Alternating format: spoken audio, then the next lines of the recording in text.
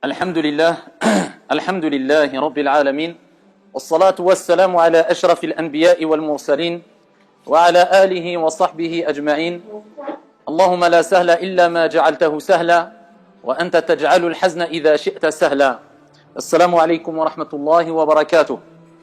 On va tenter, wabillahi tawfiq, de traiter bien sûr, non pas la totalité de la biographie du prophète alayhi afdalus salat wa askat taslim, alors que nous sommes dans cet endroit béni qui est la ville de Médine où le prophète alayhi salatu wassalam a vécu, a transmis ses enseignements et est décédé alayhi afdalus salatu wa askat taslim, mais simplement un résumé de la biographie du prophète alayhi salatu wassalam et qui nous permettra à toutes et à tous d'avoir une vue d'ensemble concernant la vie, les enseignements, les moralités ici du prophète alayhi afdalus salatu wa askat taslim, car le prophète alayhi salatu wassalam, c'est non seulement le prophète de l'islam, mais c'est celui qui a été envoyé en tant que miséricorde pour les mondes. Comme Allah Jalla wa Ala a dit, وَمَا أَرْسَلْنَاكَ إِلَّا رَحْمَةً لِلْعَالَمِينَ. Et certes, nous ne t'avons envoyé certes que comme miséricorde pour l'ensemble des mondes.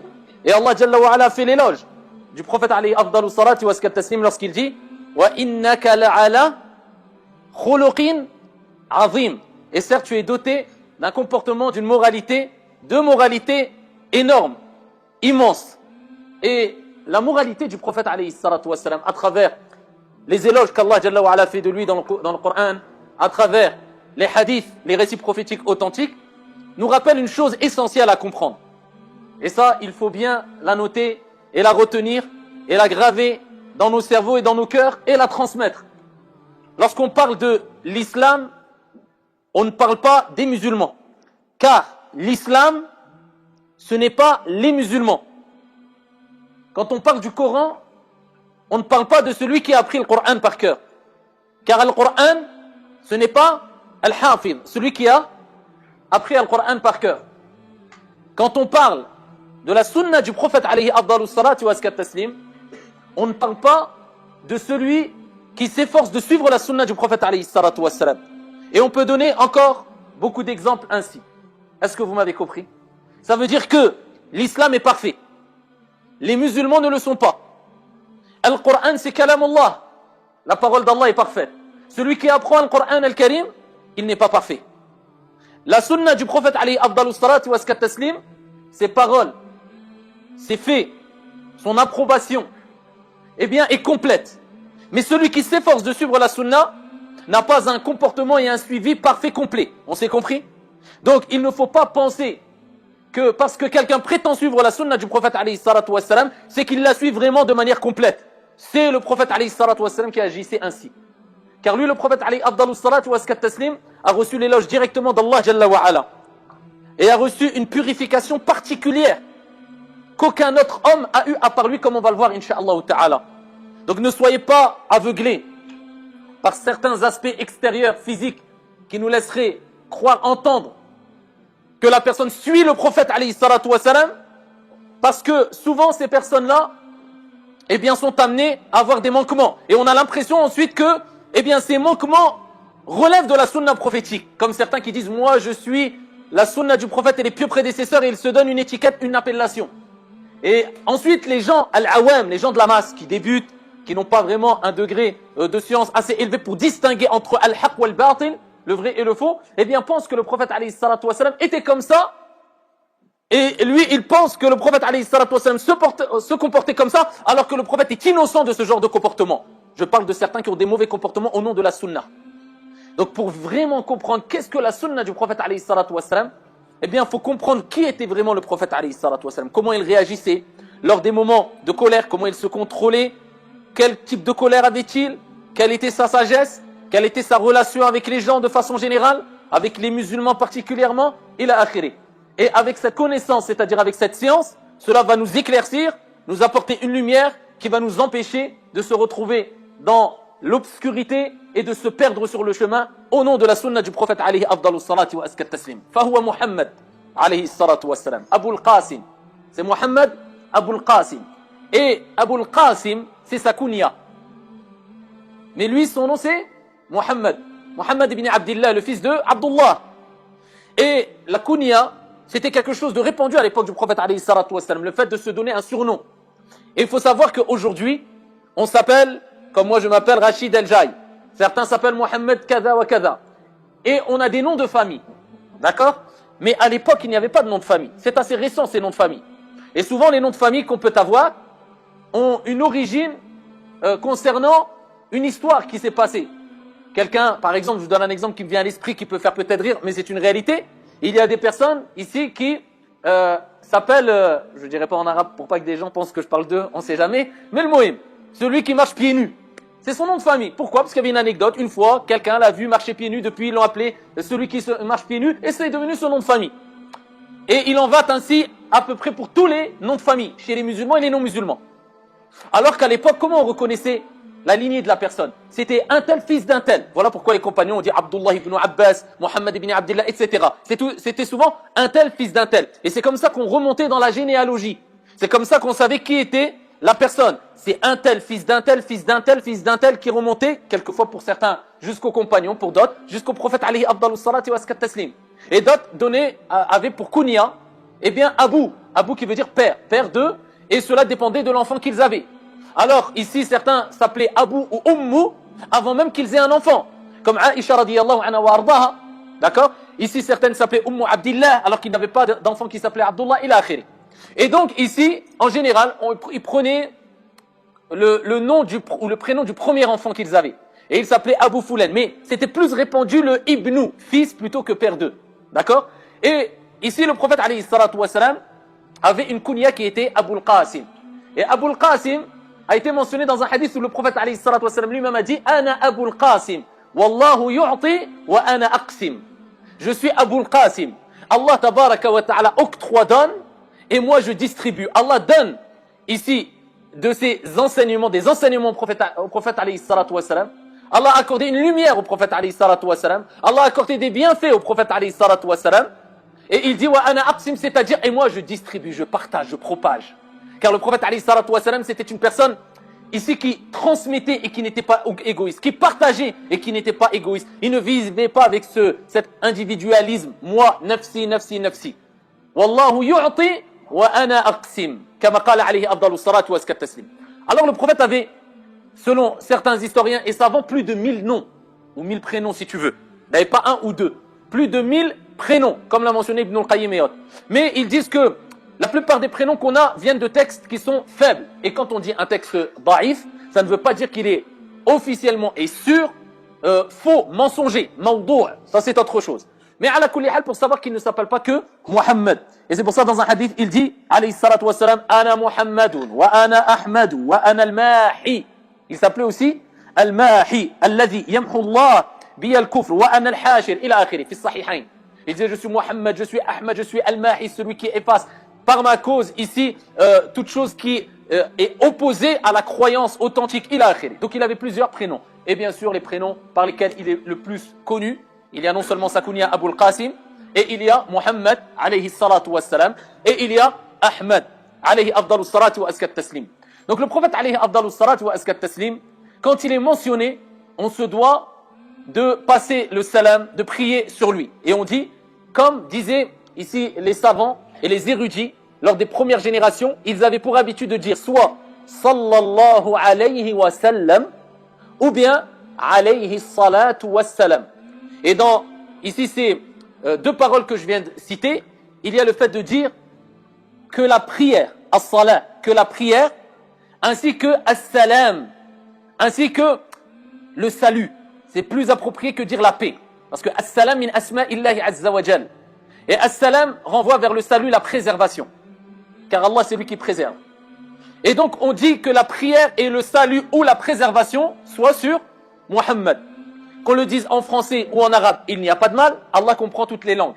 Mais il est toujours mieux d'utiliser la langue qui a été utilisée ici par les plus grands des érudits, les plus grands des pieux, les plus grands des vertueux, et qui est la langue de Al-Qur'an. Et ce n'est pas par hasard, Allah ne fait rien par hasard, c'est-à-dire l'uratul arabiyya, la langue arabe. On dit alayhi salatu wassalam, ou bien sallallahu alayhi wa sallam, ou bien on peut diminuer en disant simplement alayhi salam, c'est-à-dire que le salut soit sur lui. Alors, les savants ont divergé concernant ici cette appellation et sa signification. Avant de rentrer dans cela, l'irtisam, il est important de savoir que le prophète alayhi salatu wassalam a dit Al-Bakhil, l'avare.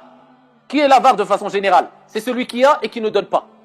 Mais il a les capacités de donner, mais il garde les choses pour lui. Et le prophète l'a appelé l'avare parce qu'il a les capacités de transmettre le salut, invoquer Allah Azza wa Jalla en faveur du prophète alayhi salatu wassalam, mais il ne le fait pas, il est avare.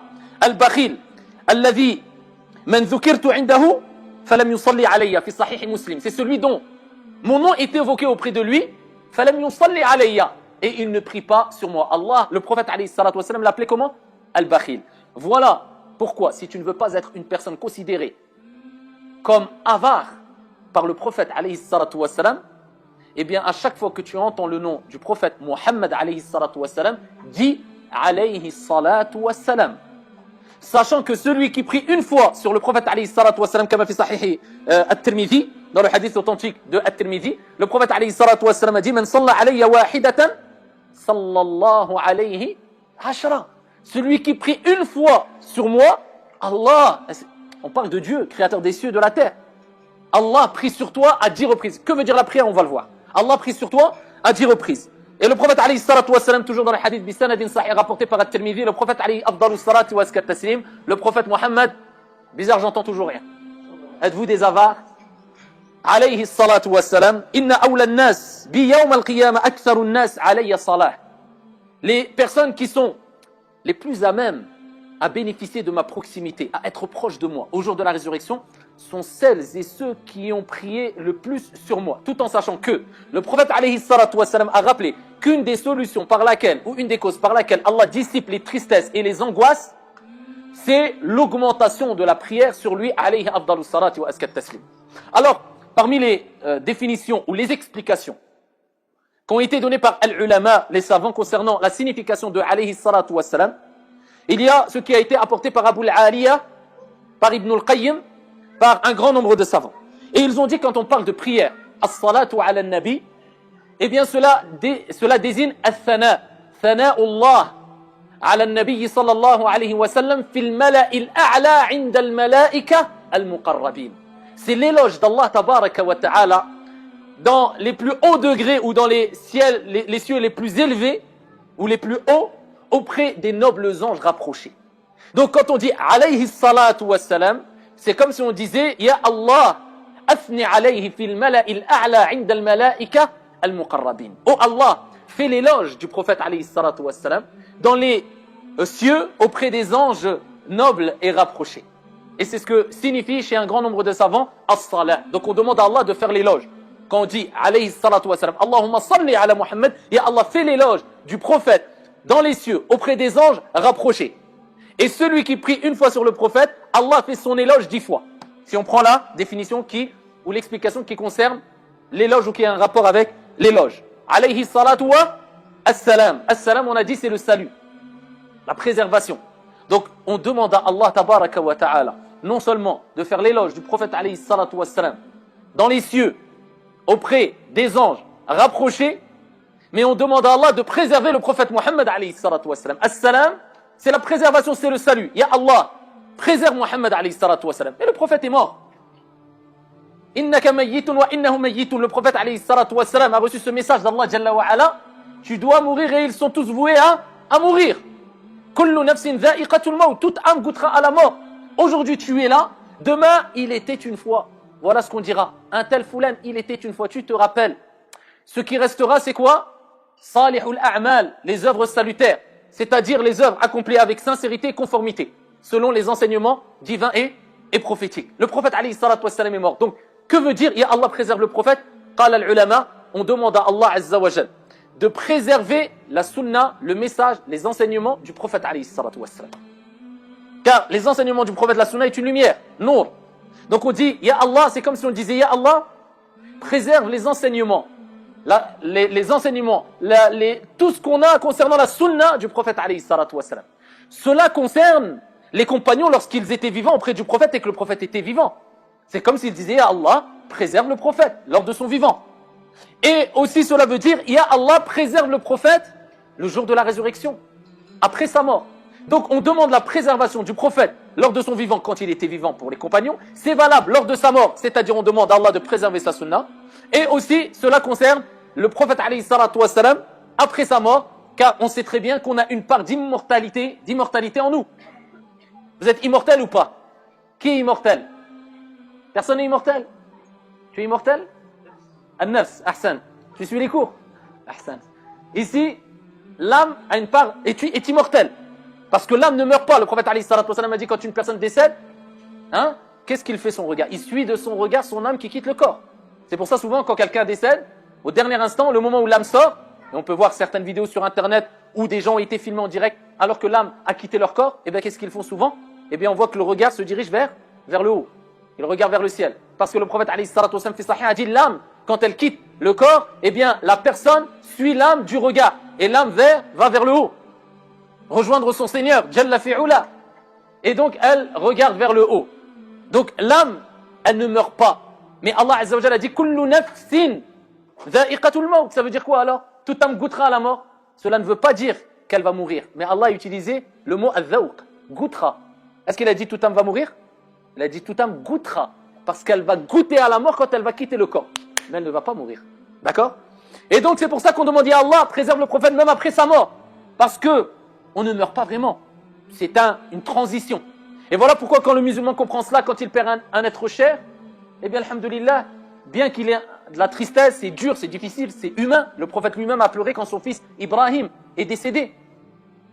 Et quand ils ont interrogé le prophète alayhi salatu wassalam sur sa réaction parce qu'il pleurait, il dit c'est une miséricorde de la part d'Allah Jalla wa ala, le fait de pleurer. Mais nous on sait que c'est une transition. J'ai perdu mon père, j'ai perdu ma mère, j'ai perdu ma sœur. Je l'ai perdu pendant un moment, mais incha'Allah ta'ala, à travers mes invocations en sa faveur et à travers mes œuvres salutaires, eh bien j'espère bientôt qu'on se rencontre au paradis. Et on implore Allah Azza wa Jal, comme il nous a réunis dans cette noble assemblée, dans cette ville bénie qui est Médine, de nous rassembler dans ce noble et vaste paradis. Amin ya Rabbal Alamin. Alors, le prophète alayhi salatu wassalam, sa biographie est quelque chose d'extrêmement intéressant et long, et beaucoup de leçons de morale à prendre. Pourquoi? Parce qu'à travers la biographie du prophète alayhi salatu wassalam, on a des enseignements qui ont une relation avec le dogme, al-aqida, avec al-tawhid, l'unicité, avec al-fiqh, la jurisprudence, avec al-adab, les bienséances, les comportements, on retrouve tout dans la biographie du prophète alayhi salatu wassalam. Donc c'est vrai que même en 40 cours, c'est difficile de traiter la biographie du prophète alayhi salatu wassalam. Surtout quand on est très limité.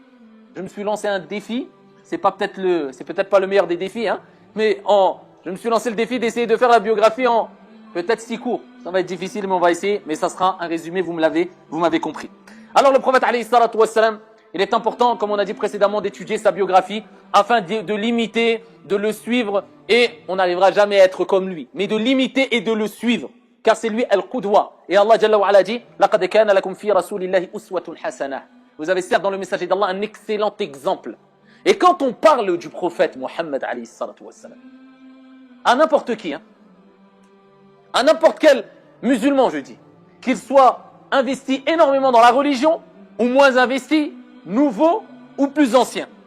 Alors rapidement, et je vous laisse la parole pour 5-10 secondes, vous allez me répondre. Rapidement, quand on vous dit le prophète Mohammed alayhi salatu wassalam, qu'est-ce qui vous vient à l'esprit? Yallah. Modèle. Le meilleur. L'indulgence. Le juste. La miséricorde. La bonté. Le digne de confiance. Khalas, on s'arrête là en quelques secondes. Eh bien, celui qui applique ce que vous avez dit, il suit la sunna du prophète alayhi salatu wassalam. Voilà, khalas. C'est compliqué ou pas? Tout le monde dit je suis la sunna du prophète alayhi salatu wassalam. C'est vrai ou pas? Quelquefois on est perdu. Vous l'avez dit. Pourquoi c'est ces mots qui ressortent? Parce que, à travers ce que vous avez lu, à travers ce que vous avez appris, à travers les enseignements que vous avez reçus concernant sa biographie, à travers ce que vous avez entendu, eh bien, c'est ce qui ressort. C'est ce qui a marqué ici la moralité du prophète alayhi salatu wassalam. La miséricorde, la justice, le digne de confiance, la confiance, l'honnêteté, la clémence, le bon comportement, la bonté, ce que vous m'avez cité. Si vous appliquez ça, vous êtes sur la sunna du prophète alayhi salatu wassalam. Et celui qui peut avoir des aspects extérieurs physiques qui relèvent de la sunna du prophète alayhi salatu wassalam, une barbe et autres, ou un beau qamis qui n'a rien à voir avec la sunna at-ta'abbudiyya qui relève de l'adoration, mais ça relève plutôt des habitudes et des cultures, et qui n'a rien à voir avec ce que vous m'avez cité. Il n'est pas indulgent, il n'est pas clément, il n'a pas de bonté, mais il arrive avec un visage renfrogné, il est toujours sur ses gardes, mauvais comportement, dur, eh bien sachez qu'il est plus sur la bid'a, l'innovation, que sur la sunna. On s'est compris? T'as pas besoin d'être un grand savant après pour différencier entre qui est le plus sur la sunna du prophète alayhi salatu wassalam ou pas. Alors celui, et vous avez compris pourquoi je vous ai dit tout à l'heure et précédemment et en introduction, quand on parle de l'islam, on ne parle pas des musulmans. Ça ne veut pas dire musulman. Quand on parle du Coran, ça ne veut pas dire celui qui a appris le Coran. Quand on parle de la sunna du prophète alayhi salatu wassalam, ça ne veut pas dire celui qui s'efforce de suivre la sunna du prophète alayhi salatu wassalam. Donc ne vous faites pas avoir par des appellations et par des noms. Et par des actes extérieurs qui, attention, peuvent être très importants et relever de la sunna du prophète alayhi salatu wassalam. D'accord? Et celui qui n'applique pas une sunna, ça ne veut pas dire automatiquement que c'est une personne égarée, vouée en enfer ou je ne sais quoi, ou innovateur. Il y a des aspects extérieurs qui relèvent de la sunna. Il y a des aspects extérieurs qui relèvent des habitudes.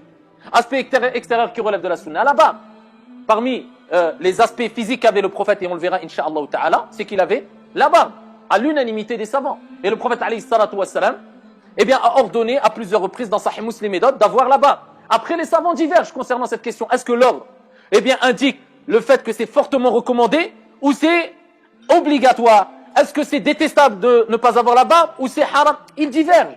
Et ça, c'est des divergences qui ne sont pas nouvelles. C'est des divergences ici dans lesquelles sont entrés les plus grands des hommes et qui ont vécu lors des premiers siècles à leur tête. Les compagnons radiyallahu anhum wa ardahum, après At-Tabi'in et après Abu Hanifa, Malik, Al-Shafi'i, Ahmad. Ceux qui ont vécu dans les 3 premiers siècles. Maintenant, il faut revenir à l'ulama, aux savants, et ensuite, on passe à autre chose et on ne s'arrête pas que sur un aspect extérieur. Alors, maintenant, ici, concernant des aspects extérieurs qui n'ont rien à voir avec la sunna, et souvent on a l'impression que des gens pensent que ça relève de la sunna. L'habit, la tenue vestimentaire, le fait d'avoir un qamis, ce n'est pas une sunna, ici, qui relève de la pratique du prophète alayhi salatu wassalam, qui a été accomplie en vue d'adorer Allah et de se rapprocher d'Allah. C'était les habitudes qu'ils avaient. Voilà pourquoi, aujourd'hui, au Maroc, certaines personnes mettent un type de vêtement, en Arabie Saoudite, un autre type de vêtement, en Mauritanie, un autre type de vêtement. Donc, on comprend qu'il n'y a pas d'habit musulman. Mais il y a des conditions à respecter quand on s'habille, pour l'homme comme pour la femme. Vous avez compris? Donc, ne pas confondre ce qu'on voit et la réalité des choses conformes à la sunna réelle du prophète Mohammed, alayhi afdalus salati wa askat taslim. Alors, les Arabes, les Arabes, eh bien, d'avant, sont plus, entre guillemets, on se comprend, les Arabes d'aujourd'hui. Donc, c'est vrai qu'on retrouve beaucoup de déficiences chez les Arabes d'aujourd'hui qu'on ne trouvait pas chez les Arabes d'avant, et je ne parle pas des musulmans d'avant. Tout en sachant que tous les Arabes ne sont pas musulmans, tous les musulmans ne sont pas Arabes. Mais avant même l'islam, les Arabes avaient des comportements, on peut le dire comme ça, quelques-uns d'entre eux, beaucoup d'entre eux, des comportements sauvages. Mais ils avaient beaucoup de qualités aussi, qu'on ne retrouve pas, ou qu'on retrouve que chez très peu aujourd'hui, avant qu'il y ait la révélation. Et les Arabes, avant la venue du prophète alayhi salatu wassalam, du message divin, il faut savoir qu'ils adoraient avant, bien avant, ils étaient sur la religion d'Ibrahim alayhi salam. Allah envoyait des prophètes et des envoyés, et tout le monde appelait à Tawhid, l'unicité, adorer un Dieu unique. Ensuite, il y avait des législations qui variaient dans telle pratique religieuse, d'une religion, enfin, d'une époque à une autre, d'un prophète à une autre, etc. Mais tout le monde a appelé à Tawhid. Donc les Arabes, ils étaient sur à Tawhid, la ilaha illallah. Et ensuite, il y a un homme qui est venu, comme il est relaté dans Sahih al-Bukhari, wa Muslim, fi Sahihayn min hadith Abi Hurayra, qui s'appelle Amr ibn Luhay al-Khuza'i. Le prophète alayhi salatu wassalam nous a rappelé que les Arabes étaient sur la religion d'Ibrahim jusqu'à ce qu'un homme qui faisait partie des Arabes et qui fut le premier à introduire l'adoration des statues chez les Arabes ne vienne. Un homme qui a fait rentrer al-shirk, l'association. Ils n'adoraient pas des statues. Cet homme-là a eu une emprise sur eux, sur une partie des Arabes, et il les a poussés à adorer les statues.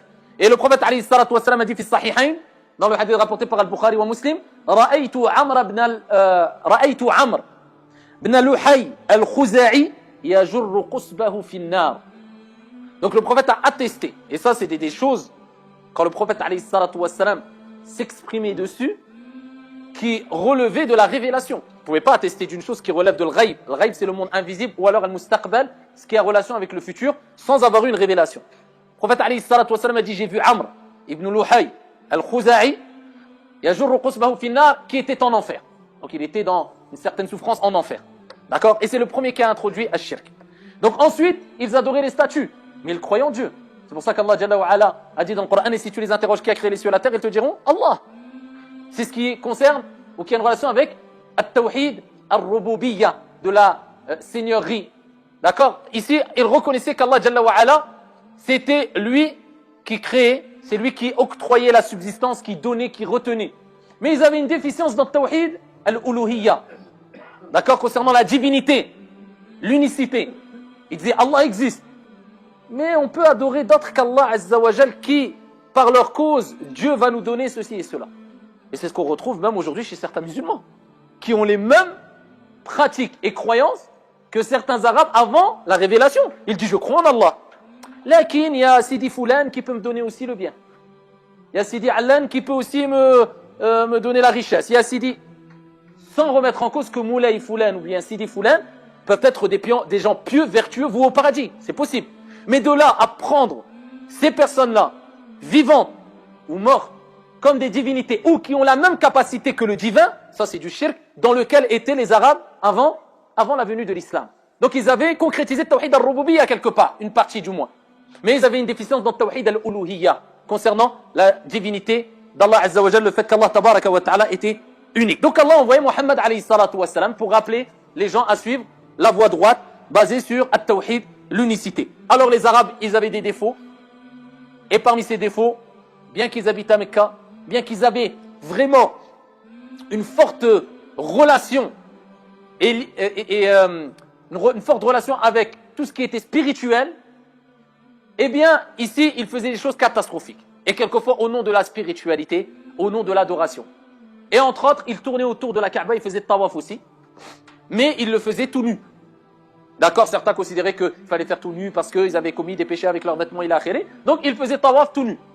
Parmi les choses, ils enterraient, comme vous le savez, certaines personnes, leurs filles vivantes. C'était parmi les habitudes, les traditions abominables qu'ils avaient, et catastrophiques. Ils enterraient les filles vivantes quelquefois. C'était des gens très durs. Alors que quand le prophète alayhi salatu wassalam est venu, avec la révélation divine, il nous a rappelé que celui qui a 2 ou 3 filles et qui s'en occupe bien correctement, qui prend soin d'eux, qui agit avec douceur envers eux, pas des garçons, des filles, eh bien ils seront une protection pour lui contre l'enfer. Donc, quelque part, ta fille, c'est ton paradis aussi.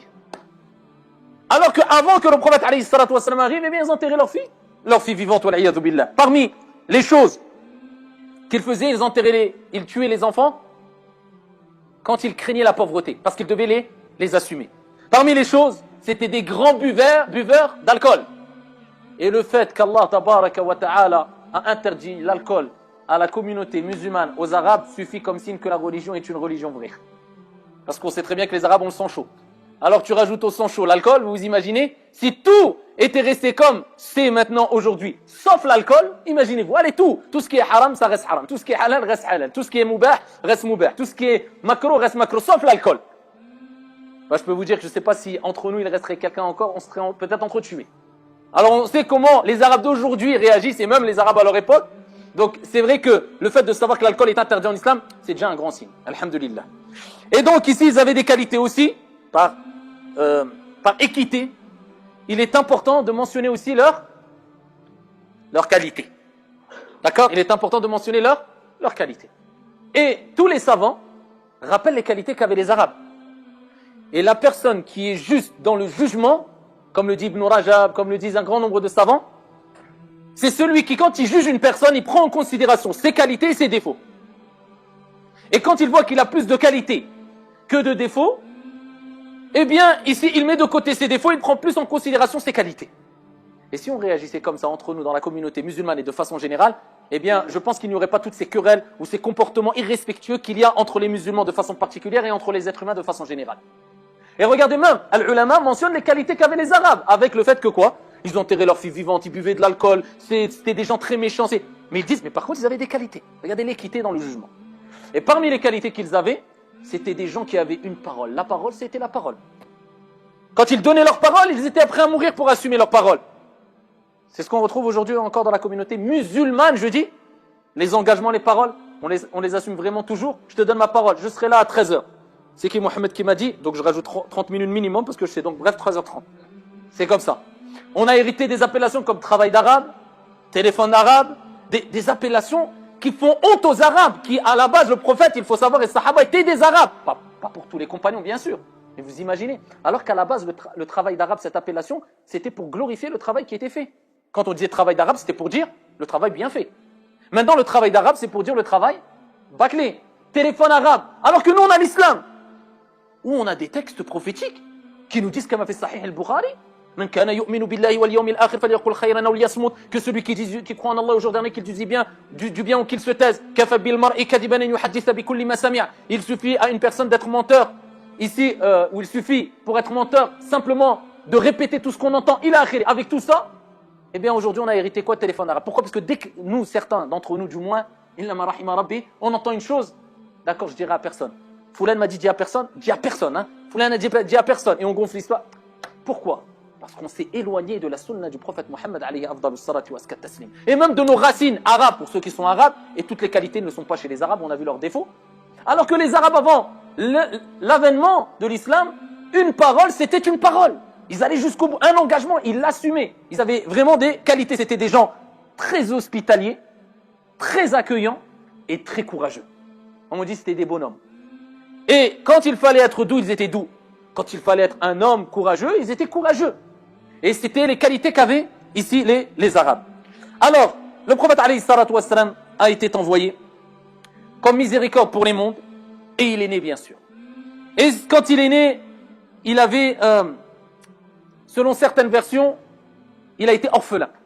Parce que quand on parle de yatim en islam, al-yatim c'est l'orphelin. L'orphelin, c'est celui qui a perdu son père, et qui n'a pas atteint encore l'âge de la puberté. C'est ce qu'on appelle yatim en arabe. Et donc ici, on attribue à cet enfant-là, eh bien tous les récits prophétiques qui concernent le fait de s'occuper de al-yatama, les orphelins. D'accord? Celui qui s'occupe d'un orphelin, qui prend soin de lui, etc. Eh bien, il se rapproche du prophète alayhi salatu wassalam. Le prophète alayhi salatu wassalam a montré les deux doigts pour montrer la proximité entre le prophète et celui qui s'occupe d'un orphelin. Le fait de caresser, eh bien, les cheveux d'un orphelin, eh bien, cela est une cause par laquelle Allah Azza wa Jal adoucit les cœurs et apaise les cœurs. Ceux qui ont un cœur dur, ils sont masrines, eh bien, dis-lui, recommande-le, va voir les orphelins et caresse leur tête. Le prophète était orphelin parce que il est né, il n'avait pas de père. Il avait sa mère. Mais al-yatim, on a dit, c'est toute personne qui a perdu son père, ou bien qui a été abandonnée, de sorte qu'on ne retrouve plus, on ne connaît plus son père. Et il n'a pas atteint encore l'âge de la puberté. C'est un yatim. Et donc, imaginez-vous la situation du prophète alayhi salatu wassalam. À sa naissance, il est déjà éprouvé. Toute sa vie, ça n'a été que épreuve, et pas des moindres. Tu nais, tu ne connais pas ton père, c'est déjà une souffrance quelque part. Mais, c'est une éducation aussi. C'est une éducation aussi. Parce que l'éducateur, c'est qui? C'est Ar-Rabb, le Seigneur. Et Allah est appelé Ar-Rabb, entre autres parce que ça renvoie vers le terme qui est Al-Murabbi. Et Al-Murabbi, c'est lui qui éduque. Allah Jalla wa Ala a rappelé aussi à travers le fait que le prophète a perdu son père et sa mère très jeune, que bien qu'il a perdu son père et sa mère qui sont celles et ceux qui éduquent, il est devenu prophète et messager et le meilleur des hommes pour nous rappeler que c'est Allah qui éduque. Que tu aies un père ou une mère, ou que tu aies ni père ni mère, si Allah s'occupe de toi, il s'occupe de toi. Mais il est important de faire les causes. C'est pour ça que l'imam Malik, rahmatullahi alayhi, un jour, le grand savant de Médine, eh bien, quand il était dans des assises de sciences, il avait des enfants, il avait sa fille Fatima, qui était versée énormément dans la science al-ilm. Et il avait son fils, l'Aghalab. Son fils, il n'était pas intéressé aux sciences religieuses. Et l'imam Malik, rahimahullah ta'ala, ses assises étaient très respectueux, très, dégageaient beaucoup de prestance, etc. Beaucoup de gens venaient des quatre coins du monde pour assister à ces assises. Eh bien, quelquefois, il regardait son fils et il disait, Hadihi binti, celle-là, c'est ma fille. Ah, pour dire, ouais, masha'Allah. Hadabni, ça, c'est mon fils. Ah, pour dire, voilà, c'est comme ça. Et il dit, al-adabu, adabullah. Il rappelle que l'éducation, les bienséances viennent d'Allah tabaraka wa ta'ala. Bien qu'il faut faire les causes, hein. Attention. Mais après, c'est Allah tabaraka wa ta'ala qui met les faits dans les causes. Son père était Abdullah. Et c'est pour ça qu'on dit Mohammed, fils de Abdullah. Et à 6 ans, il est rapporté qu'il a perdu sa mère, qui s'appelait Amina. Donc, à 6 ans, il n'avait ni père, ni mère. Imaginez-vous la situation. Ensuite, on peut dire qu'il est né l'année de l'éléphant. Parce qu'avant, il comptait les années par rapport aux événements qu'il y avait. Et l'année de l'éléphant était l'année dans laquelle le prophète alayhi salatu wassalam est né. On dit Amul Fil. Pourquoi on appelle cette année l'année de l'éléphant? Comme l'a rapporté Ibn Jarir, comme l'a rapporté ici Ibn Ishaq, Ibn Kathir. Ils ont rapporté l'événement qui concernait cette année-là. Et ils disent, Abraha, c'était un abyssin chrétien. Cet homme-là qui était Abraha. Il a construit à San'a, capitale du Yémen, une énorme église ou un énorme temple, afin de détourner les Arabes de la Kaaba et du pèlerinage à la Mecque. Il a tout fait pour les détourner. Ça, c'est connu souvent, on essaie de détourner les gens ici d'une chose, d'une pratique dans laquelle ils sont, et on utilise souvent tous les moyens. Eh bien, ici, ils ont essayé de les détourner avec cela. Ils ont voulu impressionner, etc. Et qu'est-ce qu'a fait un Arabe parmi les Quraysh pour les rabaisser, pour montrer que ça ne marche pas votre chose? Alors, on ne dira pas qu'il a certes bien agi par rapport à son époque, etc. Mais l'histoire raconte, qu'est-ce qu'il a fait? Il est parti dans cet endroit-là et il a fait ses besoins dans cet endroit-là. Pour lui dire, voilà, tu veux nous détourner et tu as fait ceci et tu veux notre destruction, et ben voilà nous ce qu'on répond. À toi. Et donc Abraham a pris très mal cela et il a décidé de détruire la Kaaba. D'accord? Il a dit, bon, avec stratégie, avec délicatesse, eh bien j'ai pas réussi, ben là maintenant on vous attaque. Vous avez attaqué aussi indirectement, eh bien on va vous attaquer. Et il a pris, selon certaines versions, 10, d'autres 12, d'autres 13 éléphants et ils se sont dirigés vers la Mecque. Et Allah tabaraka wa ta'ala, c'est lui qui préserve la Mecque. Et la terre la plus aimée d'Allah tabaraka wa ta'ala, c'est la Mecque, Mecca al-Mukarrama. Et bien qu'ils adoraient des statues, bien que les siècles sont passés, bien qu'elle fut ici ravagée par des intempéries quelquefois, par la Mecque est restée la Mecque, la Kaaba est restée la Kaaba. Et Allah Azza wa Jal s'en charge. Et ce qui concerne la religion de Dieu, eh bien c'est Dieu qui s'en charge. Avec ou sans toi. Donc il ne faut pas se dire, oui mais Allah s'occupe de sa religion. Inna dina indallahi l'islam. La religion auprès d'Allah Jalla wa Ala est l'islam. Là, ils n'ont pas attaqué une personne. Ils ont attaqué ici la Kaaba. Allah Jalla wa Ala a fait que les éléphants se sont arrêtés et n'ont plus réussi à avancer. Car même l'éléphant, si immense soit-il, si impressionnant soit-il, il ne peut se déplacer que par la permission divine. Et ensuite, Allah Jalla wa Ala arsala alayhim tayran ababil. Allah a envoyé sur eux, eh bien, des oiseaux par centaines, par milliers, avec des petites pierres. فَجَعَلَهُمْ كَعَصْفٍ مَأْكُولٍ. فَجَعَلَهُمْ كَعَصْفٍ مَأْكُولٍ. Donc ils ont ces oiseaux avec ces pierres, et ce lâcher de pierres a fait ici de toute cette tribu qui voulait attaquer la Mecque, de ces éléphants, ici que des comme on va dire papier mâché. D'accord, ça les a détruits et ça les a empêchés de détruire ici la Kaaba. Et donc c'est cet événement-là qui fait qu'on appelle Amul Fil, l'année de l'éléphant. Et c'est comme ça par rapport aux événements que se repéraient les Arabes à l'époque. D'accord, ils ne disaient pas l'an 13, l'an 14, l'année de l'éléphant, l'année de tel événement. Et c'est pour ça qu'on dit que le prophète est né l'année de l'éléphant. Le prophète alayhi salatu wa sallam bi ijma' est né le lundi. Il est né le lundi. C'est le jour où le prophète est né. Et le prophète alayhi salatu wa sallam avait l'habitude et recommandé de jeûner le lundi. D'accord? Et il a rappelé quand on l'a interrogé pourquoi. Non seulement c'est le jour où les œuvres sont présentées auprès d'Allah Azza wa Jal, mais c'est l'année où je suis né. Donc jeûner le lundi par remerciement vis-à-vis d'Allah tabaraka wa ta'ala, comme on jeûne le jour de Ashura par guise de remerciement vis-à-vis de notre Seigneur tabaraka wa ta'ala, comme le prophète l'a fait, parce que cette journée-là, Allah a sauvé Moussa alayhi salam de Pharaon, eh bien il n'y a pas de mal. On jeûne le lundi parce que c'est un jour où nos œuvres sont présentées auprès d'Allah et le prophète aimait être en jeûne alors que ses œuvres sont présentées auprès d'Allah, et parce que par guise de remerciement vis-à-vis d'Allah Azza wa Jal. Et il est né Rabi' al-Awwal. Donc on parle des mois du calendrier lunaire. D'accord? Quand on parle avec le calendrier, là, dans l'histoire musulmane, on parle avec la référence du calendrier lunaire. C'est pas le calendrier solaire, grégorien, mais c'est le calendrier hégirien. Et on parle de ces mois-là qui sont, ici on parle de ce mois-là qui est Rabi' al-Awwal. Donc c'est l'année de l'éléphant, Rabi' al-Awwal, un lundi que le prophète alayhi salatu wa salam est né. 570, 571, si on prend l'autre calendrier, après Jésus-Christ. Donc ici, il diverge les savants sur la date exacte. Est-ce qu'il est né le 9? Est-ce qu'il est né le 12? Est-ce qu'il est né Il diverge. Alors certains disent le 12. De là, eh bien, il y a la fameuse question qui revient chaque année. Est-ce qu'on peut fêter l'anniversaire du prophète alayhi afdalus salatu wa askat taslim? D'accord?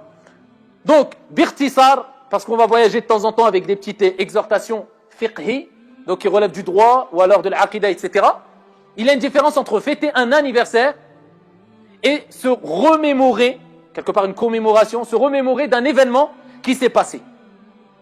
Et il y a une différence entre eux. Se remémorer d'un événement qui s'est passé d'une manière licite et légiférée et se remémorer d'un événement qui s'est passé d'une manière qui déplaît à Allah Azza wa Jalla et à son messager alayhi salatu wassalam. C'est clair? Donc fêter l'anniversaire du prophète alayhi salatu wassalam en utilisant le terme fête et en renvoyant cette fête à un événement religieux, c'est une bid'a. C'est une innovation. Parce que quand on lie une fête aux religieux, je dis bien aux religieux, il faut une preuve. Voilà pourquoi le prophète alayhi sallam nous a rappelé qu'on a 2 fêtes. Et si on élargit, on a 3 fêtes. Si on prend la journée du vendredi. Eid al-Adha, Eid al-Fitr et le jour du Yawm al-Jumu'ah. Eid lana, c'est une fête. Et on l'appelle Eid li'annahu ya'oud. Parce que ce jour-là, hadha al-yawm ya'oud. Il revient chaque année. Donc, ici, si on dit que c'est une fête religieuse, eh bien, qu'on fasse des choses bonnes ou pas, c'est une bid'a. C'est une innovation. Et rejetée par un grand nombre de savants.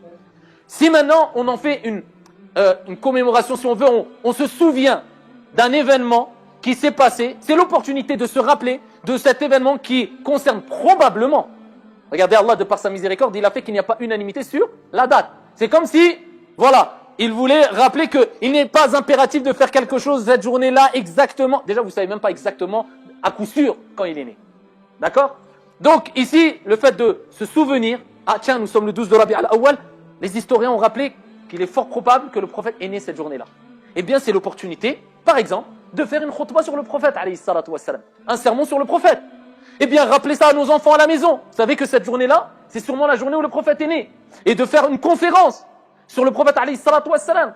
De faire un colloque, un séminaire sur le prophète, la journée du... Il n'y a pas de mal, incha'Allah ta'ala. D'accord? Mais j'ai dit précédemment, il y a une différence entre fête et le fait de se mémorer la naissance. Donc on a bien compris, c'est pas une fête. Deuxième des choses, il y a la différence entre le fait de se remémorer un événement qui rend heureux le musulman de manière licite et de manière illicite. Alors si on le fait comme je l'ai cité précédemment, il n'y a pas de mal. Mais si on le fait avec, comme le font certains, en se réunissant, en passant la nuit à faire des actes qui n'ont rien à voir avec l'islam, comme certains, bon bref, je ne veux même pas rentrer dans les détails, mais ils font des choses vraiment catastrophiques pendant cette nuit-là, en prétendant que c'est parce que c'est la nuit du prophète alayhi salatu wa sallam, la naissance, eh bien on va se réunir à 500 personnes et on va réciter, on va dire Allahumma salli ala Muhammad 20 000 fois dans la journée, et ensuite on va chanter, on va danser, on va faire la fête, le prophète est né pour que tu fasses la fête ainsi? Ajib. Non, remémore-toi la naissance de la meilleure des créatures qui nous a appelés à le suivre, tant au niveau de sa moralité, de ses paroles, de ses approbations. Ni plus ni moins. D'accord? Et ici, il s'est produit plusieurs choses lors de sa naissance. Alors les savants divergent concernant ce qui s'est passé exactement. Certains rapportent, bien que le hadith est da'if, il est important de le souligner, qu'il y a un palais ou des palais qui se sont écroulés, qu'il est né circoncis, qu'il y a eu plusieurs événements qui relèvent de hadiths, de récits prophétiques faibles. Par contre, dans un hadith rapporté par Ahmad, bisanadin sahih, il est rapporté que le prophète alayhi salatu wassalam a dit « Je suis l'accomplissement du vœu ad-du'a formulé par Ibrahim alayhi salam. » Ibrahim a fait du'a pour la venue d'un prophète qui était Mohammed alayhi salatu wassalam. Il dit « Et l'heureuse annonce faite par Isa alayhi salam. » Voilà pourquoi dans l'Injil, eh bien, il est rapporté la venue d'un prophète sur le nom de Ahmed. Et le prophète alayhi salatu wassalam l'a rappelé. Je suis l'heureuse annonce faite par Isa alayhi salam. Et ma mère a vu, quand elle me porta, jaillir d'elle une lumière lors de l'accouchement par laquelle lui étaient illuminés les palais du Shem. Et ça, c'est un hadith authentique. Après 7 jours, et ils avaient l'habitude des Arabes, et même cela relève de la sunna, après 7 jours, ils donnent un nom à l'enfant. Ça relève d'une sunna, celui qui donne maintenant aujourd'hui, parce que question administrative et autres, on donne le premier jour, il n'y a pas de mal, même avant qu'il naisse. Mais avant, ils attendaient le 7e jour et ils donnaient le prénom à l'enfant. Et donc, après 7 jours, eh bien, il y a son grand-père, Abdul Muttalib. Abdul Muttalib a pris le prophète Mohammed alayhi salatu wassalam. Il était fier. Et il a pris le prophète alayhi salatu wassalam et il l'a ramené devant les Quraysh, les Arabes, et il l'a rappelé qu'il s'appelait Mohammed. Il l'a appelé Mohammed. Et il faut savoir qu'à l'époque, le prénom Mohammed n'était pas courant. Ce n'était pas un prénom répandu Mohammed. Donc les Arabes à l'époque ont été pris d'étonnement. Je dis Mohammed, mais il n'y a personne de ta lignée, de ta tribu, qui s'appelle Mohammed. Pourquoi tu l'as appelé Mohammed? Et il a dit, Inni la arju an yahmadahu ahlul ard wa an yahmadahu ahlu as-sama'. J'espère qu'il soit loué par les habitants de la terre comme par les habitants des cieux. D'accord? Mohammed veut dire celui qui est loué. Alayhi salatu wassalam. Son enfance, Ibn al-Qayyim, rahmatullahi alayhi, nous rapporte que Amina l'a allaité 3 ou 7 jours. Il fut allaité. Et il faut savoir qu'à l'époque, les Arabes, quand ils avaient un enfant, ils avaient pour habitude de confier leur enfant à des femmes qui allaient allaiter leur enfant. D'accord? Et vous savez que la Mecque était une plaque tournante commerciale.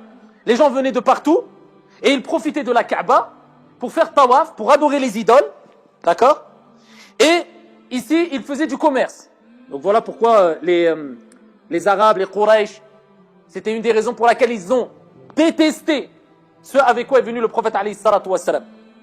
En disant que ça va poser problème. Les gens venaient aussi entre autres pour faire le tawaf autour de la Kaaba, certains nus pour adorer les idoles. Si lui il nous enlève toutes les idoles, eh bien on va plus s'en sortir au niveau du commerce. Et Allah Azza wa Jalla a fait, comme vous le savez aujourd'hui, que cette terre-là, eh bien sous la terre a jailli un des plus grands, ou une des plus grandes sources économiques dans le monde, le pétrole. Pour rappeler que c'est Allah Azza wa Jalla qui donne et qui octroie min haythu la tahtasib, d'où tu ne t'attends même pas.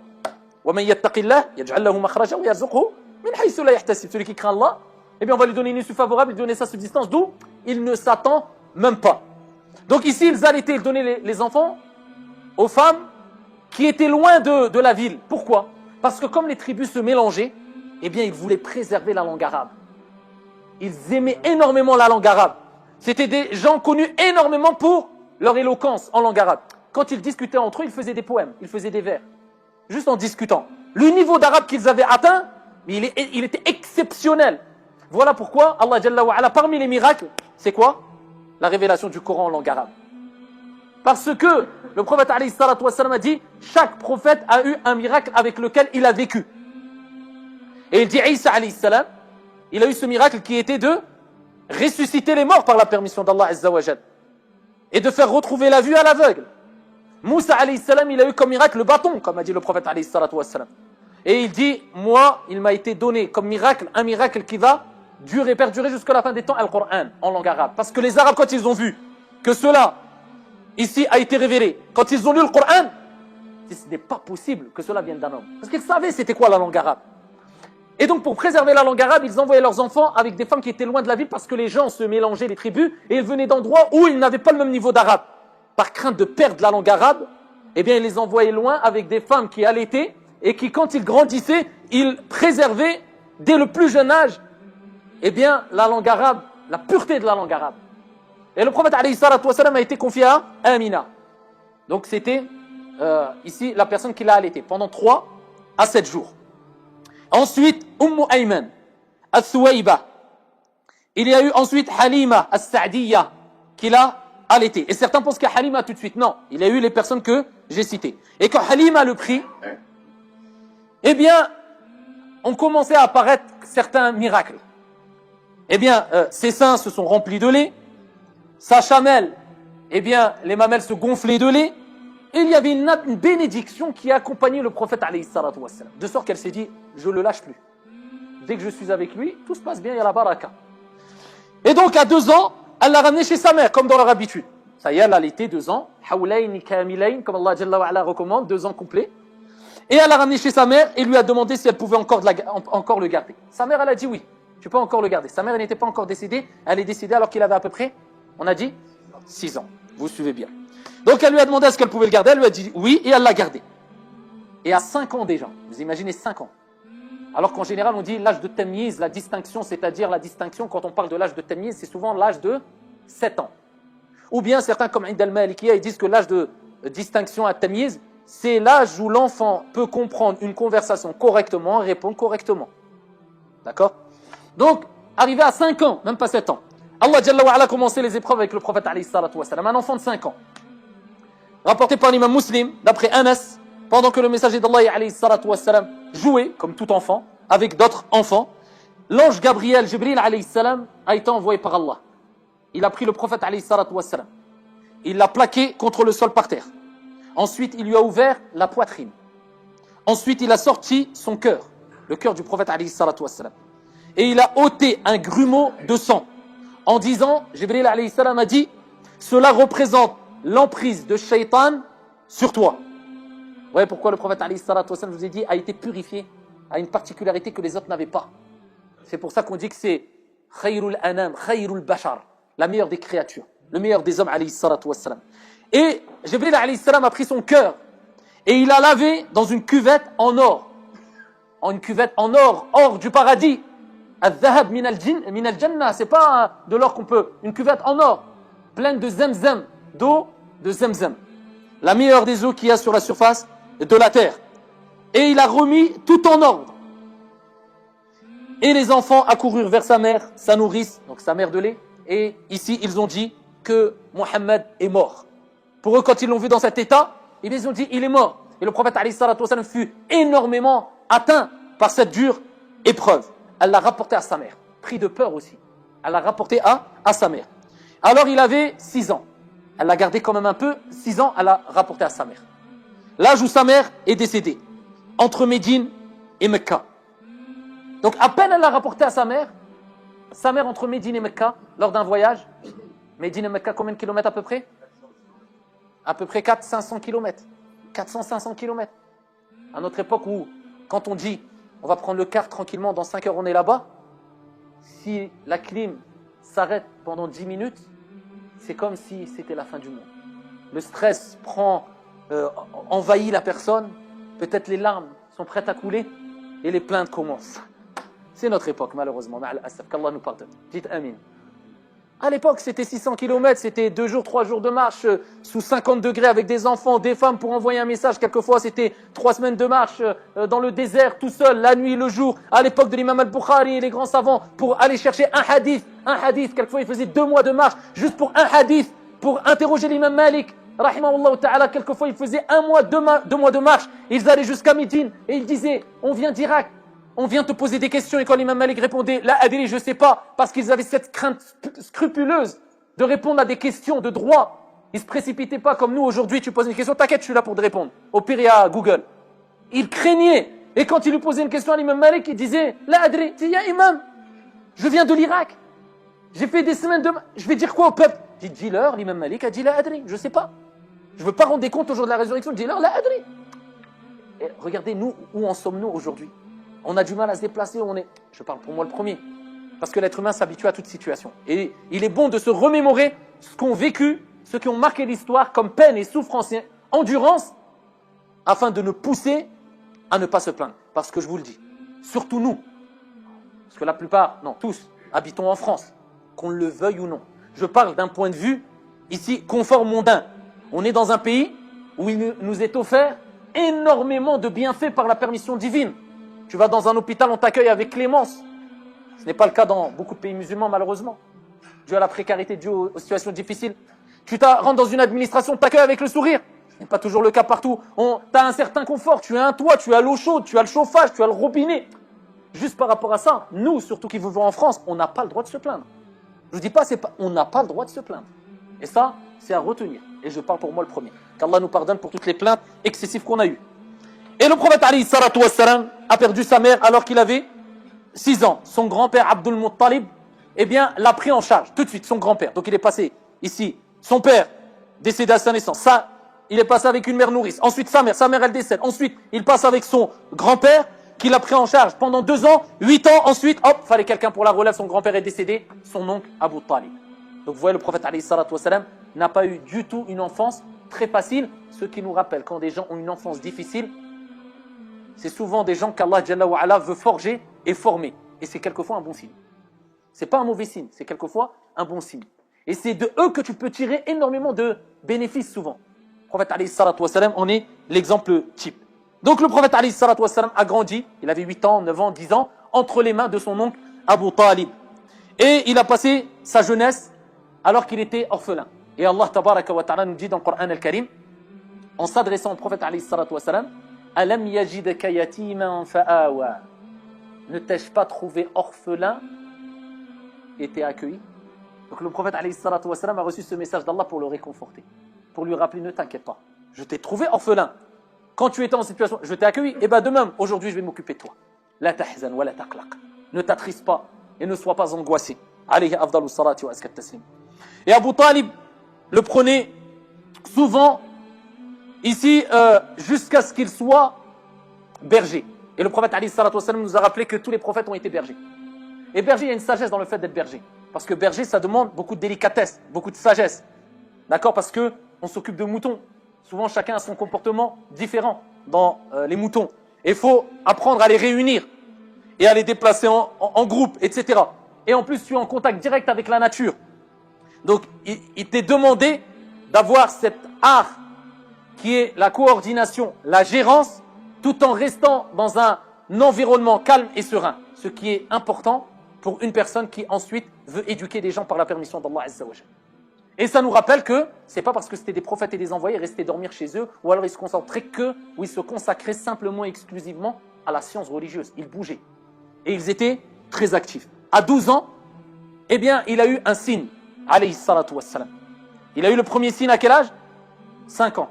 5 ans, vous vous rappelez? Jibril alayhi salam, qui est intervenu et qui a nettoyé son corps. À 12 ans, voilà que ça continue. Rapporté par l'imam at-Tirmidhi bi sanadin sahih, avec une chaîne de transmission authentique. Il est rapporté que lorsque le prophète alayhi salatu wassalam eut 12 ans, à quoi certains ajoutent 2 mois et 10 jours pour être précis, il partit avec son oncle pour un voyage de commerce en Syrie. Il accompagnait son oncle Abu Talib qui était un grand commerçant et il a pris cette expérience du commerce aussi à travers les voyages qu'il a accomplis avec son oncle. Et le voyage les mena à Basra en Syrie. Et il est passé près d'une citadelle, Hawran, qui était à l'époque une citadelle arabe sous domination romaine. D'accord? Il y avait dans cette citadelle un moine. Et on avait rappelé que le prophète alayhi salatu wassalam, sa venue était mentionnée. D'accord? Dans la Bible, dans les écrits passés. Et là, il y avait des moines qui se référaient encore aux écrits qui n'étaient pas altérés à l'époque. Et donc, ils sont passés devant un moine qui s'appelait Bahayra, ou bien Bouhayra, dont on dit que le vrai nom était Jargis. Peu d'importance. À les descentes des caravaniers, celui-ci alla vers eux en courant, ce qu'il n'avait jamais fait auparavant. Il court vers eux. Et vers le prophète alayhi salatu wassalam, il a 12 ans. Et se faufilant entre eux, entre tous les Arabes, les Quraysh et autres, eh bien, il se saisit de la main du messager d'Allah alayhi salatu wassalam, cet enfant qui n'avait que 12 ans, et il dit, voici le guide des mondes. Il est là, le guide des mondes.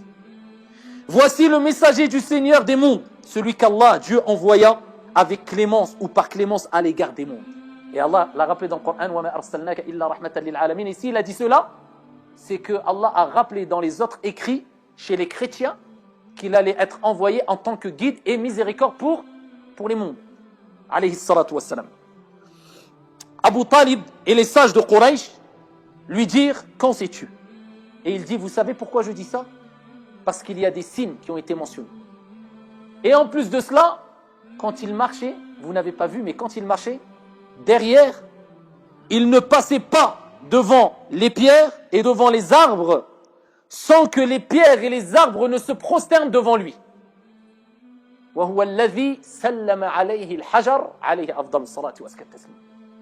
plus de cela, le prophète a rappelé que lors de son vivant, les pierres, quand il passait, il disait alayhi salatu wassalam.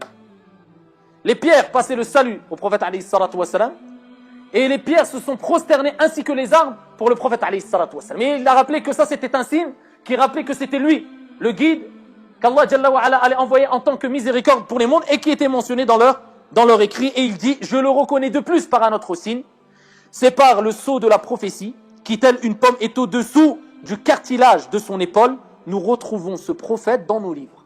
Alayhi salatu wassalam. Et donc là, à partir de ce moment-là, c'est sûr qu'il y avait un regard un peu spécial vis-à-vis de lui, après ce témoignage.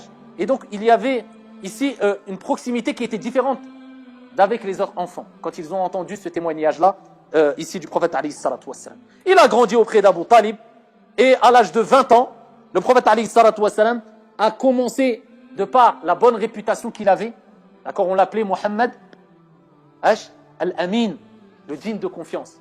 On l'appelait Mohammed Al-Amin, le digne de confiance. Quel éloge! Les Arabes disaient que lui c'était le digne de confiance. Alors il est important de retenir une chose. Il est dit Man akthara min shay'in urifa bih. Celui qui augmente une chose, il sera connu par cette chose-là. C'est-à-dire, quelqu'un qui ment beaucoup, elle sera connue chez les gens comme étant menteur ou mythomane. On en connaît plein, n'est-ce pas? Quelqu'un qui vole beaucoup sera connu chez les gens comme étant voleur. Quelqu'un qui est doux, il sera connu chez les gens comme étant doux. Donc en bref, si tu veux savoir qui es-tu vraiment, que fais-tu vraiment dans ta vie, essaie de te renseigner comment tu es perçu par les gens. Et il ne nous est pas demandé de satisfaire tout le monde. On satisfère avant tout notre Seigneur, tabaraka wa ta'ala. Mais à travers la satisfaction de notre Seigneur, il est important d'agir avec un bon comportement afin de satisfaire les gens aussi. Tant qu'on ne met pas en colère notre Seigneur, tabaraka wa ta'ala. Et il a participé déjà à 20 ans à un pacte, appelé le pacte d'El-Foudoul. Le pacte d'El-Foudoul nous rappelle l'équité, l'amour de la justice qu'avait le prophète alayhi salatu wa salam. Il n'y avait pas encore la révélation, il avait 20 ans. Maintenant, nous, quand on parle de 20 ans, on a l'impression 20 ans, malheureusement, à notre époque, c'est encore un petit miskin. Va doucement avec lui, commence, il n'a pas d'expérience. 20 ans. Vous lisez les hadiths sur Abdullah ibn Abbas. Combien de hadiths il y a sur Abdullah ibn Abbas? Abdullah ibn Abbas, Turjuman al-Qur'an, l'exégète du Coran. Abdullah ibn Abbas était une montagne. Quel âge il avait Abdullah ibn Abbas quand le prophète alayhi salatu wa salam est mort? Quel âge à votre avis? Vous connaissez un peu la vie des compagnons quand même, ne me faites pas peur. Vous voulez qu'on parle de Zidane ou d'un joueur de foot? Quel âge il avait Abdullah ibn Abbas? À peu près. Ouais, le grand compagnon Abdullah ibn Abbas, proche du prophète alayhi salatu wa salam, qui a transmis un grand nombre de hadiths, excellent exégète du Coran, qui a reçu l'invocation, ad-du'a du prophète alayhi salatu wa salam. Allahumma faqihhu fi din. La preuve que le fiqh, c'est quelque chose d'extrêmement important. Instruis-le dans la religion, la compréhension. Wa'allimhu ta'wil. Et enseigne-lui l'explication, l'exégèse du Coran. Donne-lui cette science-là. Quel âge à peu près? Vingtaine d'années. Je ne parle pas quand le prophète était vivant. Quand le prophète est décédé, il est rapporté qu'il avait 10, maximum 12 ans. Quand on entend Abdullah ibn Abbas, on a l'impression qu'on parle d'un compagnon qui avait 40 ans. Abdullah ibn Abbas a dit, c'était un petit. Celui à qui le prophète alayhi sallam a interpellé dans le grand hadith, et magnifique hadith, Ya Ghulam, ihfadillah yahfad. Et il le dit, Ya Ghulam, c'est encore un jeune.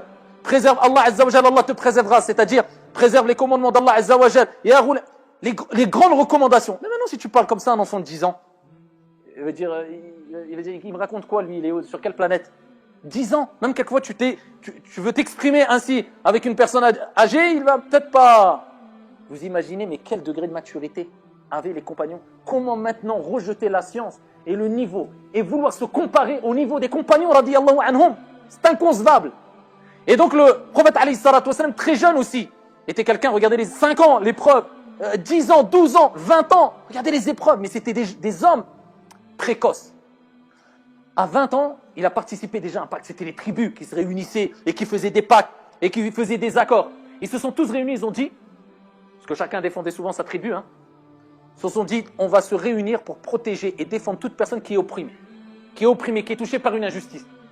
Le prophète a participé à ce pacte-là avant l'avènement de l'islam, et ce n'était pas des musulmans. Mais pourtant, il s'est associé, il s'est allié avec eux. Plus que cela, le prophète alayhi salatu wa salam, dans un hadith rapporté par Al-Bayhaqi bi sanadin sahih, concernant cette alliance avec des gens qui n'étaient pas musulmans, qui étaient dans le shirk, mais pour le bien. Pour le bien. Il dit, je n'échangerai pas la part que j'y ai pris contre un troupeau de chameaux rouges. À l'époque, ils avaient la référence de chameaux rouges, c'était une bête très appréciée, de très grande valeur. Il dit, un troupeau de chameaux rouges.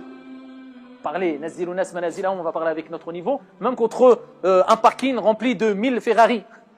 Il dit, contre cela, je n'échangerai pas le fait d'y avoir participé. Si c'est à refaire, je le referai. Si c'est à refaire, je le referai. Alliance pour le bien, avec des gens qui ne seraient même pas de la même confession que lui, alayhi salatu wassalam. Plus tard, 25 ans, eh bien, il a eu la fameuse histoire avec cette femme qui a marqué l'histoire, première musulmane en islam. C'est une femme, radiyallahu anha wa ardaha, qui est Khadija, bintu Khuwaylid, radiyallahu anha wa ardaha. Cette femme qui, comme a fait Sahih Muslim, a reçu le salam direct. Le salam direct de Jibril alayhi salam, et qui lui a transmis le salam d'Allah tabaraka wa ta'ala. Et le prophète était assis à côté de Khadija, imaginez-vous la scène, sa femme, son épouse. L'ange Gabriel n'a pas dit c'est une femme, mettez-la de côté. Allah il n'a pas dit c'est une femme, non, le prophète est là, et Jibril apparaît au prophète alayhi salatu wassalam, Et il dit, Khadija va venir avec un récipient de sauce ou bien de nourriture. إذا أتتك فقرأ عليها السلام من ربها عز وجل ومني. Quand elle va rentrer, passe-lui le salam de la part du Seigneur des mondes, Allah tabaraka wa ta'ala. Allah lui dit, lui passe le salam. Vous imaginez? Demain on vous dit, ou ce soir tu rêves, qu'Allah nous facilite le fait de rêver du prophète Mohammed alayhi salatu wa sallam. Dites amin. Amin. Et le prophète vient te voir dans le rêve et il te dit Assalamu alayka ya intel. Là c'est Allah qui lui passe directement à travers Jibril le salam. Et il dit Minni. Jibril n'oublie pas, il dit moi aussi je lui passe le salam. Wa bashirha. Et annonce-lui la bonne nouvelle. Ici, d'un paradis, d'un palais au paradis, fait de pierres précieuses, la sakhaba fihi wa la nasab, où il n'y aura ni bruit et ni fatigue.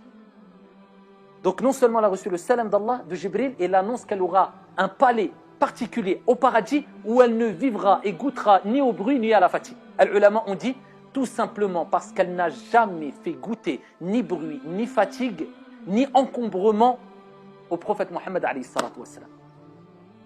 Et Khadija radiyallahu anha wa ardaha, c'était la femme que le prophète alayhi salatu wassalam aimait tellement que lorsqu'elle est décédée, eh bien il continuait à envoyer des cadeaux aux amis de Khadija et il parlait souvent d'elle jusqu'à ce qu'Aïcha a dit oh, on dirait qu'il n'y a que elle, Khadija. Et le prophète alayhi salatu wassalam a dit elle a été et elle restera. Radiyallahu anha wa ardaha. Et quand il était marié avec Khadija, il n'a épousé aucune autre femme. Il avait que cette femme-là. Khadija, radiyallahu anha wa arda, une réponse claire et nette à celles et ceux parmi les dénégateurs qui disent oui mais le prophète cherchait les femmes les plus jeunes, regardez Aïcha était jeune, ceci, cela. Le prophète alayhi salatu wassalam était âgé de quel âge? 25 ans. Alors que Khadija, radiyallahu anha wa ardaha, était âgée de quel âge? Regardez l'âge, la différence. Une vingtaine d'années de différence entre le prophète et, regardez, 25, 40, 45 ans. Le prophète alayhi salatu wassalam était marié avec une femme très âgée. Il n'a pas recherché la beauté physique, mais la beauté intérieure, la maturité. Le côté, ici, noble qu'avait Khadija, qui était une grande femme commerçante et très mature. Et le prophète alayhi salatu wassalam a eu des enfants avec Khadija. Et il a eu tous ses enfants sauf Ibrahim. Et les enfants du prophète alayhi salatu wassalam étaient Qasim. C'est pour ça qu'on l'appelle Aboul Qasim. Est-ce que maintenant quelqu'un a le droit de s'appeler Aboul Qasim, avoir cette kunya-là? Le prophète alayhi salatu wassalam a interdit d'avoir cette kunya-là. Sauf qu'il y a divergence, comme dans beaucoup de sujets. Et une grande partie des savants, dont l'imam Malik, rahimahullah ta'ala, qui était plus à même de parler de ces sujets-là, car il avait une proximité très étroite avec les compagnons et avec le prophète alayhi salatu wassalam quelque part. Parmi les plus grands des professeurs de l'imam Malik, c'était l'imam Nafi', qui était l'affranchi de Abdullah ibn Umar. Mais vous imaginez? L'imam Malik disait à Nafi', qu'est-ce qu'il t'a dit Abdullah ibn Umar? Regardez la proximité. Abdullah ibn Umar disait, c'était très proche. L'imam Malik, Al-Qadi Iyad et un grand nombre de savants ont dit non, c'est autorisé. Pourquoi? Parce que la raison ou l'interdiction est propre au vivant du prophète alayhi salatu wassalam. C'était quand le prophète était vivant. Et quand le prophète est décédé, l'interdiction est partie avec. C'était pour ne pas s'assimiler au prophète alayhi salatu wassalam, surtout qu'à l'époque, beaucoup de gens commençaient à apparaître en prétendant que, à l'époque du prophète alayhi salatu wassalam, que c'était des faux prophètes. Que c'était des prophètes, mais bien sûr c'était des faux prophètes. Donc il avait Qasim, Zaynab, d'accord, ça c'est les enfants du prophète alayhi salatu wassalam, Qasim, Zaynab, qu'il a eu avec Khadija, tous sauf Ibrahim. Qasim, Zaynab, Ruqayya, Kulthum, Fatima et Abdullah. Et le prophète alayhi salatu wassalam, fi sahih Muslim, il dit Ahabbul asma' ila Allah azza wa jal, Abdullah ou Abdurrahman. Les noms les plus aimés auprès d'Allah, c'est Abdullah et Abdurrahman. Et rapporté par l'imam Muslim, Jibril alayhi salam a dit et a annoncé la bonne nouvelle à Khadija radiyallahu anha warda, comme on l'a vu. À 35 ans, le prophète alayhi salatu wassalam a participé à la rénovation de la Kaaba après qu'elle fut délabrée au fil des temps. Donc la Kaaba a été construite, les savants divergent. Le premier qui a construit la Kaaba, certains disent que c'est Adam, d'autres les anges, à la colline. Elle fut délabrée plusieurs fois et elle fut reconstruite par Ibrahim alayhi salam. Ensuite, elle fut délabrée et elle fut reconstruite. Et le prophète alayhi salatu wassalam a participé, Allah lui a donné ce sharaf, cet honneur-là, de participer à la rénovation. Et il s'est passé un conflit. Et le conflit concernait qui allait poser, après la rénovation, la pierre noire dans l'angle. Ils ont fini de rénover. Qui va poser la pierre noire? Je vous dis, c'est qui? Il y avait des tribus. Chacun réclamait le droit de poser la pierre noire. Mais après ça laisse une certaine empreinte. C'est telle tribu qui a posé la pierre noire dans l'angle. Il y avait déjà la pierre noire. Hein? Et on en parlera de la pierre noire, Inch'Allah, lors du cours sur la Umrah. Donc, ici, le prophète alayhi salatu wassalam est intervenu. Vous imaginez, il avait déjà cet art. Il avait déjà cette hikmah, cette sagesse-là. Et la sagesse, c'est de faire ce qui convient, de la manière qui convient, au moment qui convient. Il n'avait pas encore la révélation. Hein? Et il est intervenu avant qu'ils ne se disputent tous entre eux. Il a dit, ce qu'on va faire, on va étaler un drap. Et chacun, responsable, chef de tribu, va prendre une partie du drap. On va mettre la pierre noire au milieu et on va se diriger tous ensemble jusqu'à la Kaaba. Et ensuite, on va poser la pierre noire. Comme ça, tout le monde l'aura fait quelque part. Et ils ont fait. Il a donné l'idée, ça s'est passé bien. Et Allah, à travers cet événement, a voulu que ce soit le prophète avec ses mains bénies qui pose la pierre noire dans l'angle ici qui la concerne. Alayhi afdalus salati wa azkat taslim. Et ici, il a résolu le problème rapidement, sans prendre de parti et en agissant avec sagesse et intelligence. Et voilà que le prophète alayhi salatu wassalam s'est rapproché de l'âge de la révélation qui était 40 ans. À 40 ans, le prophète alayhi salatu wassalam a eu la révélation. À 40 ans. Et là, ça nous rappelle que 40 ans est un âge assez particulier. En général, une personne, quand il a 20 ans, il ne réagit pas comme quand il a 30 ans. Quand il a 30 ans, il ne réagit pas comme quand il a 40 ans. Et souvent, on dit 40 ans, c'est l'âge de la sagesse. On va dire c'est le top de la sagesse. Certains sont sages à 20 ans. Hein. Mais c'est sûr qu'une personne âgée, ou plus elle est âgée, et plus elle t'apportera une expérience et des conseils bénéfiques. Tout simplement parce qu'elle aura vécu ce que tu n'as pas vécu. Et elle sera passée par des épreuves sûrement plus difficiles que toi. Parce qu'elle a eu plus de vécu. Et 40 ans est un âge particulier. C'est pour ça qu'il est important de se diriger vers les personnes les plus âgées pour prendre des conseils. Ça, retenez ça. Une personne qui a 40 ans ne te donnera pas les mêmes conseils qu'une personne qui a 20 ans. Il ne faut pas rêver. Donc ne soyez pas impressionnés, je vous le dis et le répète, hein, par la science que peut avoir une personne, par l'éloquence que peut avoir une personne. Wallahi wa rabbil Kaaba, en général, si nous prenons deux personnes au même niveau dans la science, une personne qui a 20 ans, une personne qui a 40 ans dans les conseils, eh bien ça n'aura rien à voir. Donc il est important d'essayer de se diriger vers les personnes les plus âgées. Et là, le prophète a 40 ans, il a eu la révélation, l'appel, quelque part comme l'appel Al-Adhan qu'on entend maintenant, l'appel d'Allah tabaraka wa ta'ala à travers Jibril alayhi salam. Et le prochain cours, on traitera la suite bi'idnillahi azza wa jal. Wallahu a'lam wa billahi tawfiq walhamdulillahi rabbil alamin.